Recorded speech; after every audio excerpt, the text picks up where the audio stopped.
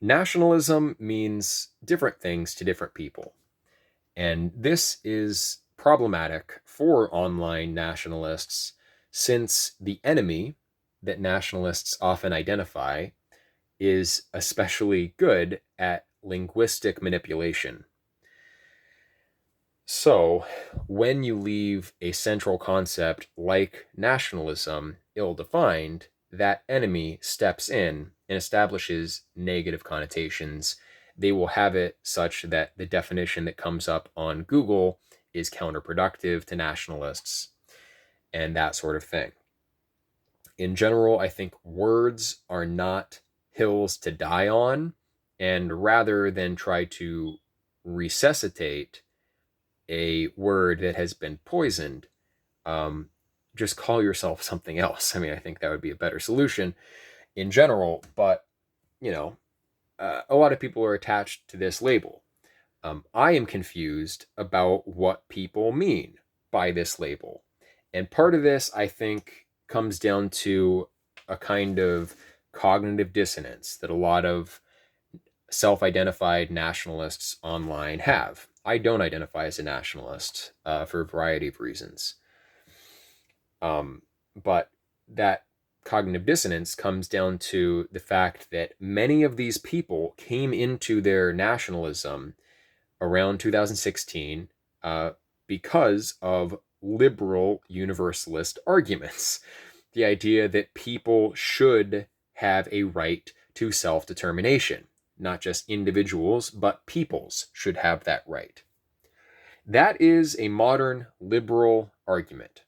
That's how nationalism per se came into being. The term nationalism was coined by Herder in the late 1700s, and it was a normative claim, a prescriptive claim that peoples, ethnic groups should have cultural autonomy. Now, he didn't say that individual ethnic groups should have sovereignty necessarily, but as this universalist ideological justificationary framework for state formation, nationalism is an outgrowth of liberalism. But people in these circles don't identify as liberals. And so they have to find ways of saying that nationalism is not a modern liberal ideology. And there are other senses of the term that they can cling to. The problem is, those other senses of the term don't actually give you normative force. For example, one definition that I've heard that I argued against publicly in a video that is now taken down um, was so their definition was that if you have an ethnic self concept and you want what's best for your people, you're a nationalist. And that creates terminological confusion because not all ethnocentric people who are politically active for their ethnic group want to establish a nation state. And that's usually what people think is meant by the term nationalism. Like Zionism is Jewish nationalism, but you can still have ethnocentric, politically active internationalist Jews who are not Zionists. So, under that definition, you'd have to call those Jews also nationalists, which would be confusing. So, I don't think that works. That's too broad. That is really no different than simply uh, ethnocentrism with a political orientation. Another definition that Keith Woods put out, well, I guess Azar Got, this Israeli scholar, put this out about a week ago. Keith put out the latest installment in his series on academic treatments of nationalism. He covered this book by Azar Got, where Gott defined nationalism as a quote unquote ideology that says that one's particular people should have solidarity and should act in their collective self-interest. You know, even citing examples like ancient Egypt, where when the Hyksos were in charge, there were popular uprisings against foreign rule. And what is that if not nationalism? Um, the problem there is that it is purely particularist. There's no universalist prescriptive content. So it's not the kind of thing, it's not the kind of position that you can defend in public discourse. It's just an emotive statement of fact. It's like, I feel this way about my people. I want this for my people.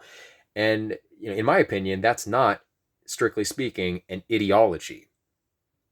Ideology should be philosophical systems.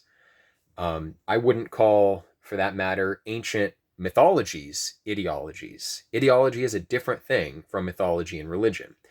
Ideology grounds truth claims using philosophical methods. Um, Religion doesn't. There are other ways that religion grounds truth claims. I also wouldn't call mysticism an ideology. There is a wider sense of the term ideology that is just any kind of system of thought, generally speaking, and that would include religions. But in that case, like, even then, particularist, politicized ethnocentrism in the service of political self-rule of your ethnic group, like that, it's not a system. It doesn't have ethical force. There's no argument why you ought to have these sentiments or pursue these political goals. So to my mind, that doesn't raise up to the level of ideology. And you can't use it in debate. You can't justify your position as against anyone else's position. You can have that position, but in a sense, like, why even bother saying it? Because you're just laying your cards open. It might help if I look at these four positions in an American context. I've said before, if you're an American, especially a white American, I would not call yourself a nationalist. It's not helpful. Maybe there are some European countries where it is helpful. Certainly not all. And you have to be aware of popular sentiments in your nation and what's going on, whether or not it might be helpful. Long run, I think there are still problems with nationalism. I think there are better ways of achieving the goals nationalists want to achieve than could be identified through a strictly nationalist ideological lens. I think it ends up being necessarily a kind of humanist and, liberalism adjacent, at least, way of thinking, and we need a much deeper way of thinking. So I think nationalism itself, as a mode of political legitimation, is problematic long run. Nevertheless, in the present day, maybe it's helpful in certain places. But it might be helpful if I looked at these four definitions that I just went through from an American perspective. So if an American, a white American, calls himself a nationalist, he could either mean this sentimental nationalism, a kind of will to power nationalism, a like universal ethnostatist, or an ethno-conservationalist. Those mean very different things. And the moral force in any of those is going to derive from liberal arguments to some level. But so if this American means sentimental nationalism, they mean they are ethnocentric and they want what's best for their group. And if that's what they're saying, like, you don't have to use that label of nationalist. You can just say you're ethnocentric. You can say, I care about my people. When you call yourself a nationalist, you get lumped in with ethnic separatists, domestic terrorists, and all of that. You put a label on your back, a target on your back, and I don't think you should do that. So that doesn't work in American context, I think, terminologically. You could be a will to power nationalist as a white American. So you would then be trying to achieve a white ethno-state in North America. And if that's your goal, I think you are so far away from that, so far away from achieving the political power necessary to get there, that, like, forecasting, again, showing your hand and saying this is what you're after, is just like, it becomes LARPing, it becomes fantasizing, it's not realistic, and I think it detracts from other methods of building power. Like the way that Jews actually got their ethno-state was not primarily by talking about their nationalism constantly, talking about how they want this. They went in there with their money and bought up all the land. They bought up a huge amount of land in Israel when it was still under the British. And then when it came time to finally start committing terror attacks and like, do the political stuff, they were in this really dominant position and they could achieve what they wanted. Um, and, I don't think that when they were first moving in there, the Palestinians, like if they had come in there saying, like, we're going to take this land, this is ours, they probably wouldn't have been as warmly received. It's like the way that Muslims in the Quran are told when they come into an area that's not Muslim to talk about the religion in terms of peace and love, etc. And only after they become a majority, then do they enforce the actual, like, by the book fundamentalist Islamic law. They enforce Sharia on the non Muslims in their area. A similar kind of principle should apply to someone who was a will to power nationalist in the United States. Fly under the radar, build power, do the sorts of things you'd actually have to do to achieve that goal. Don't go around online uh, where any Fed can see anything you're saying. Um, Again, that just doesn't seem like a good idea. So those are the two non-liberal modes of nationalism: sentimental nationalism and will to power nationalism. Now, if you're a universal ethnostatist, you could defend that from a liberal perspective. Um, and there are a bunch of arguments you could use. So if that's what you mean by nationalism, that like ethnic groups ought to have self-determination, well, you can make that case in an academic, intellectually respectable way. You are part of the liberal tradition if you do that, so you'd have to accept that. Um, but like ultimately, there are problems with that position where, like, okay, does any ethnic separatist group thereby get legitimacy? Like any ethnic group, no matter how small, if they want their own state, the international community should support that. Where's the enforcement mechanism? If you want like nations for all peoples, um, does the international community just all hold to that and like automatically whenever there's an ethnic separatist movement support the separatists? It seems like there's no good consistent way of really enforcing that universally. um, and by extension, is civic nationalism or proposition nation nationalism not respected? So, like, does an ethnic separatist group get the support of the international community under this kind of universal ethnostatism? But if you are, say, a religious group that is not one specific ethnic identity and you want to break away, even if you're a huge population, um, is that not okay because it's not ethnic in character? See, like you need to work this stuff out if you want to maintain that position. And I haven't seen people work out all the philosophical difficulties here. And the problem there is, like, if you don't have an intellectually robust, coherent ideology that you're working with, then you're not going to attract a certain segment of the high IQ population. You'll attract those people who already feel that way. But like the technocratic class, the people who are controlling social media, the people who have the tools that actually hold that offer power in the modern day, those people need some subtlety. And if you don't answer all these questions and you don't make your position coherent and consistent, they're just going to go for a more consistent version of liberalism than universal ethno-nationalism, which is universal libertarianism.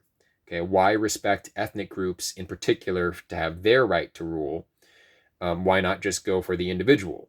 Because then voluntarily, ethnic groups can identify with one another and live together. However, if someone within an ethnic group doesn't want to submit to the rule that their co-ethnics have in mind, they don't have to. And that's very consistent with liberal principles. And if you're arguing from liberal principles, it's going to be hard to like keep that dam back of going all the way into libertarianism. On the other hand, arguing from that kind of perspective might be legally the best way of going forward. Using that kind of framework, you can potentially start rolling back proscriptions against exclusive covenants in real estate, that makes it difficult for ethnic groups to actually, form enclaves. Um, you could like roll back affirmative action law and also, just have positive freedom of association laws so that businesses could discriminate and freely associate as desired. And that would be a legal challenge, but you'd be fighting only like 70 years of legislation, and you could use arguments from a social contract theorist perspective, saying like for more than 200 years this nation was defined in a certain way, and that was the that's what people signed up for. So I mean, it is a kind of robust system of argument that you could use from that perspective. But um, then you're just a libertarian, you know? And you can say that in addition to being ideologically libertarian, you are like sentimentally nationalist. I guess that's fine. But I want some clarity here in understanding where people are coming from. Nationalist just means too much to too many people. So it's confusing. And then the last position, like if you're an American and you have this kind of ethno-conservationalist stance, that goes a step beyond libertarianism. Like you could bring in Heideggerian style arguments about the thrownness into a community, necessary bonds, genetic bonds that you have. You could go in a variety of different directions trying to argue for the importance of ethnic integrity and preserving individual ethnic types.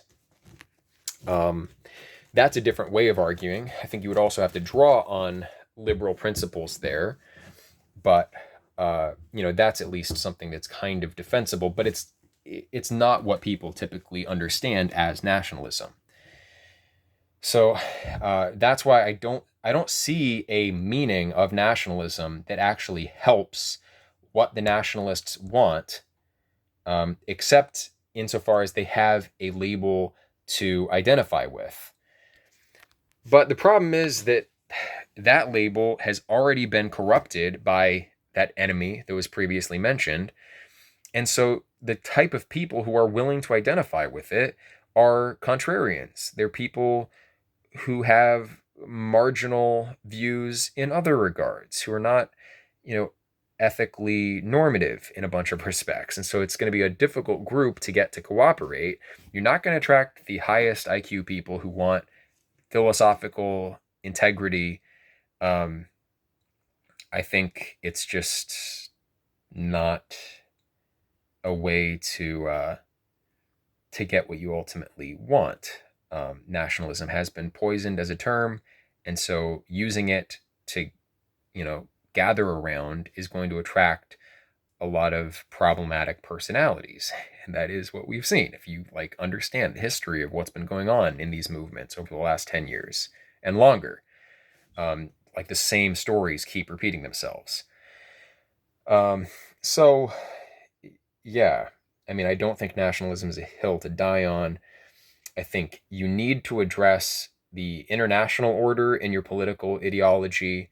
We have to address issues of environmental sustainability. We just do, whether you agree with climate change or not, any of that. We do have to solve this at a global scale or regulate it at a global scale. We have to regulate technological development at a global scale because there's more destructive potential as time goes on for smaller and smaller groups of researchers.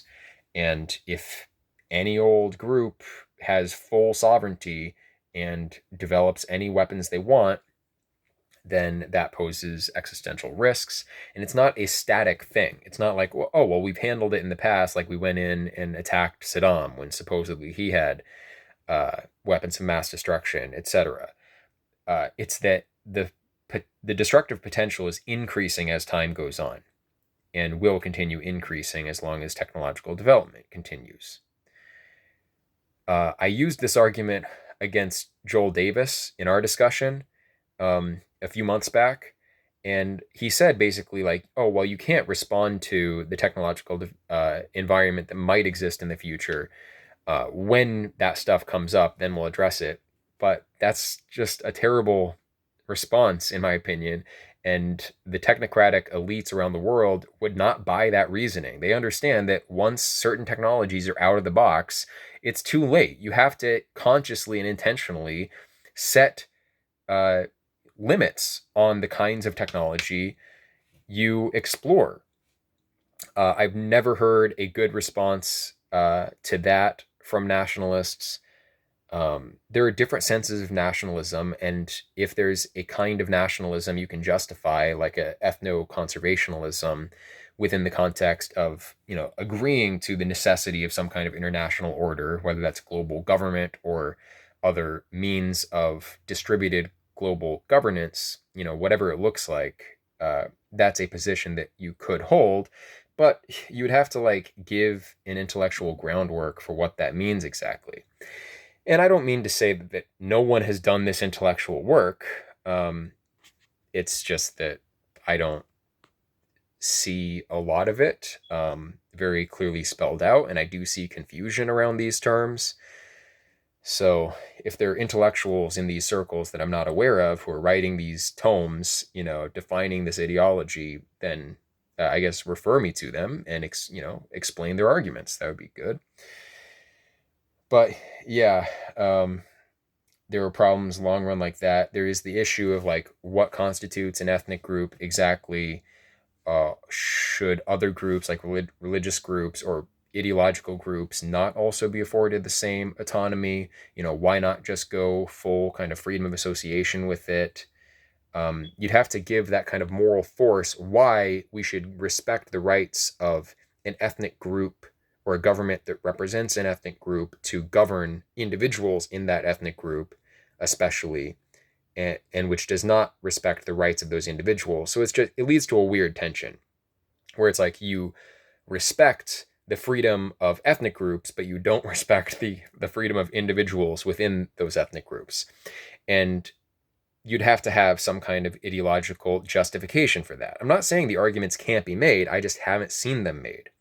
So these are the sorts of contentions and questions that I have.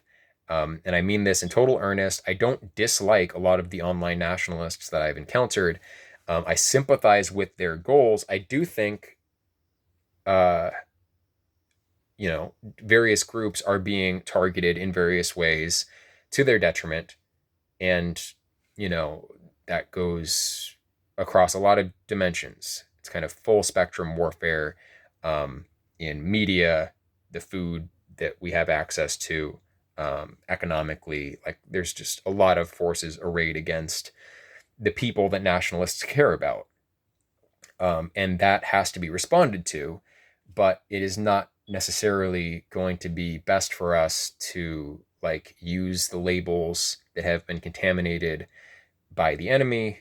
I think other ways forward could be more productive.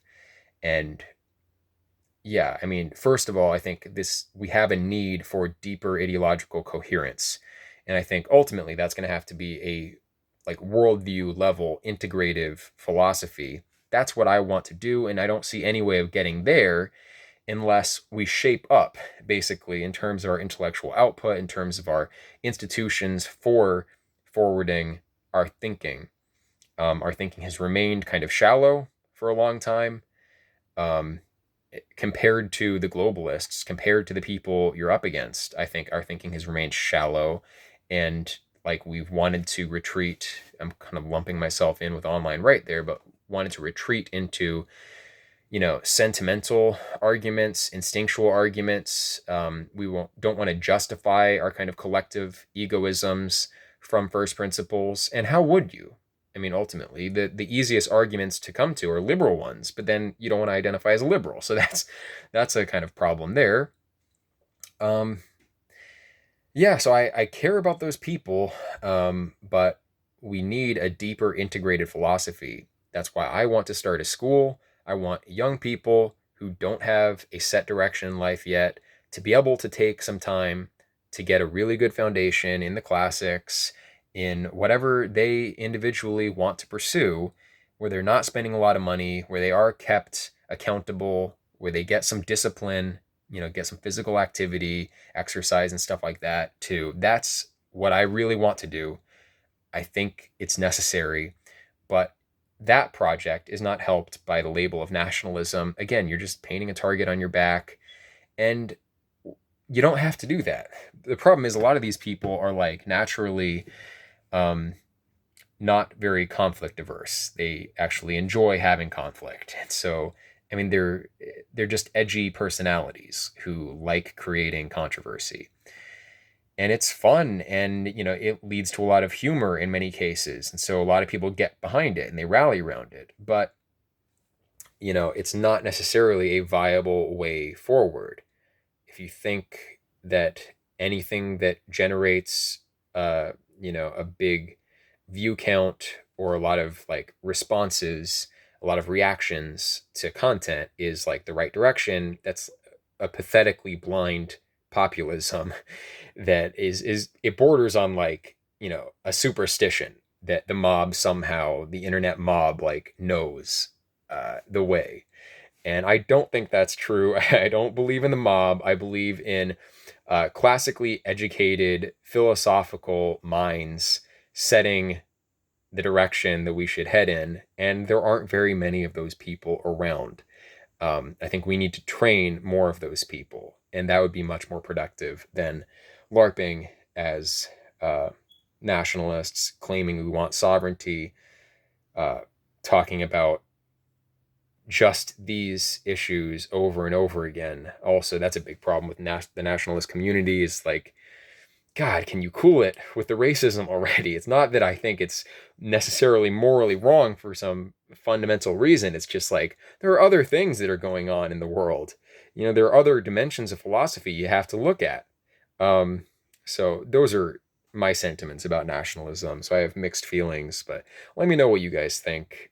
Thank you guys for watching. God bless.